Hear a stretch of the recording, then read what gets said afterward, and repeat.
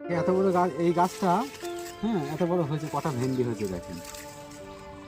1 2 3 4 5 6 7 8 9 10 11 12 13 14 15 16 17 18 18খানা ভেন্ডি অলরেডি এই গাছটা হয়ে গেছে।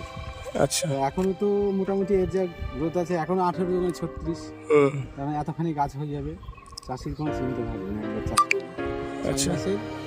তার আচ্ছা, এখানে পাশে আর কি ভেন্ডি জাত আছে এখানে বললেন? পাশে আছে রাধিকা আছে, আচ্ছা হ্যাঁ রাধিকা, আর এই সুখিনীর যে ভেন্ডি। আচ্ছা আচ্ছা, এর মধ্যে রাধিকার ভেন্ডি কোনটা?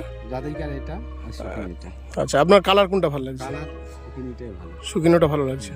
আচ্ছা, এমনি আদার্স অন্যান্য চাষিরা দেখছে তো প্লটটা? হ্যাঁ, চাষি প্রচুর যে আসে সেই দেখছে যে কি জাতে।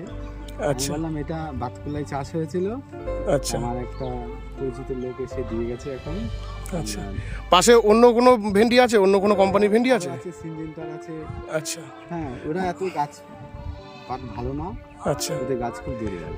মানে এর আগে ধরুন যা বর্ষা খেয়েছে, এর জমিতে ওষুধ সার ফার দেননি তো? ওষুধ ছাড়া আমি কিছুই ব্যবহার করি না। আচ্ছা, সার দেননি তো এখনো?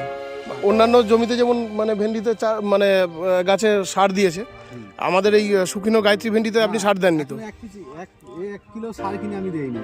আচ্ছা। মোটামুটি আমার 1.5 কাঠা মতো জায়গা, হ্যাঁ 1.5 আচ্ছা। কাঠা হবে না, একটু কম হবে। এমনভাবে চাষটা করেছি যাতে আমি বুঝতে পারি যে আমার চাষে ফলন আছে কি না, অন্যর থেকে লাভ হবে কি না। আচ্ছা, ঠিক আছে, ধন্যবাদ।